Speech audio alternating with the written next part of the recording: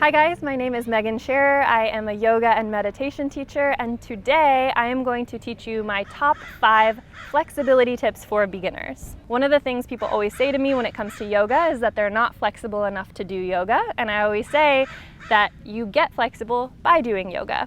You get better at anything by actually doing that thing. But there is one caveat, so I'm going to jump into that in my 5 tips today. The first 2 are like the big kind of rules I abide by when it comes to flexibility, and the other 3 are kind of like bonuses. First one is focusing on the difference between active and passive flexibility. So a lot of times, I'll give you an example. Somebody comes to me and says they want to do the splits and they want to know how to get better at doing the splits. Well, the splits are a passively flexible pose, which basically just means you're pushing your body into a position that gravity is helping it hold. So it's not that you're working very hard to hold that position on your own. You're pushing your body into a stretch. Active flexibility is your range of motion, your muscular range of motion, without gravity assisting or without anybody pushing you more deeply into the pose. So I'm going to give you 2 examples to show you what I mean, and then tell you what you need to do to focus on both versions of flexibility. So if I wanted to do something like compass pose, I would grab the outside of my foot, extend upwards, and I'm holding my foot up by my ear. So I have my leg pretty high in this pose because I'm pulling it with that hand. I have an assist. If I were to let go of that foot, it falls a little bit. So my active flexibility, my range of motion, is about there. I can't get it up by my ear all on my own without that added assist. Let's talk about forward folds really quick.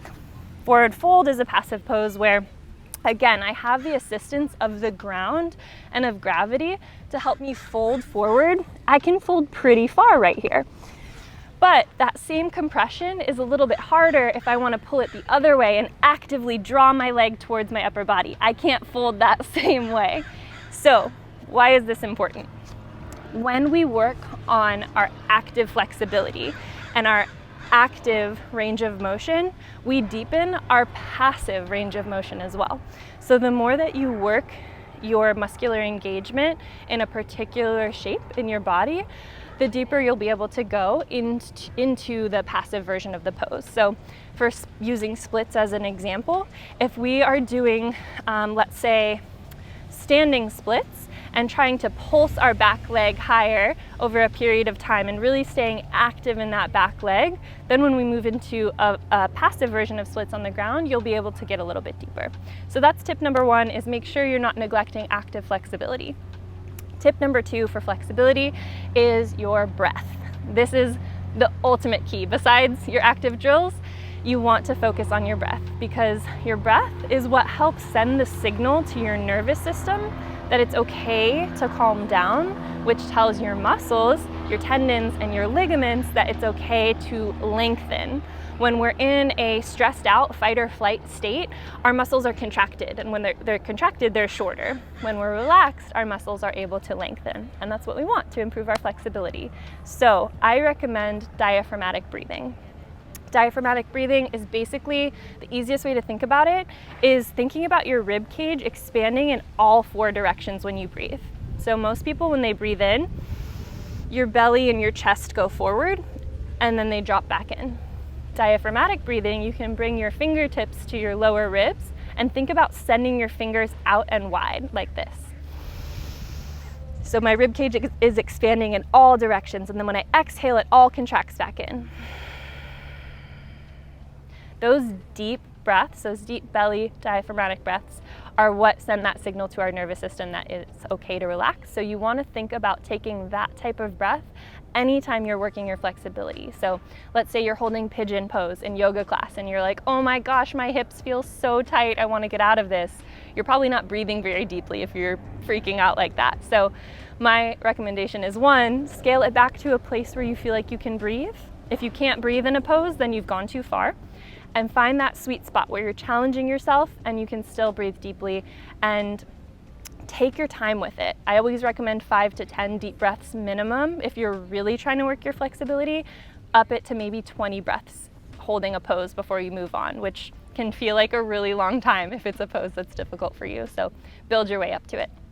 So those are the two kind of main habits and tips that I abide by. The other three are awesome kind of lifestyle things that will support in your flexibility journey as well.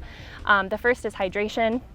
If your muscles aren't hydrated, it's really hard for them to lengthen. Hydrated muscles are healthy muscles, so make sure you're drinking enough water throughout the day, especially if it's hotter. If you're working out more, you need to replenish your hydration and your electrolytes so that your muscles can do their thing. Fourth tip is getting adequate sleep.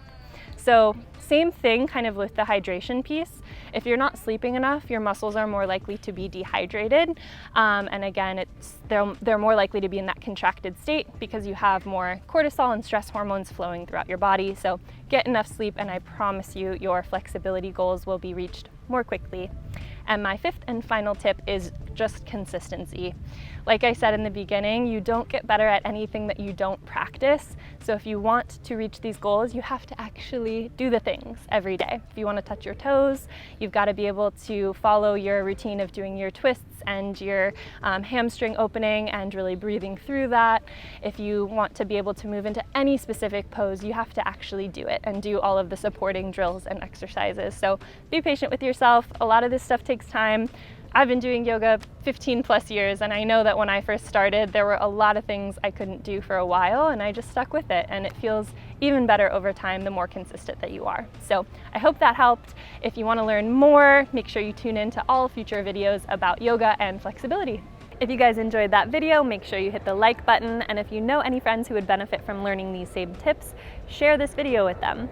Also, make sure you subscribe to the Fit YouTube channel so that you can stay up to date on all the latest yoga, meditation, nutrition videos, as well as maybe learning something new about another sport or fitness niche that you haven't tried before. There are lots of awesome videos and new content coming to this channel all the time, so hit the notification button too so that you can be the first to hear about them.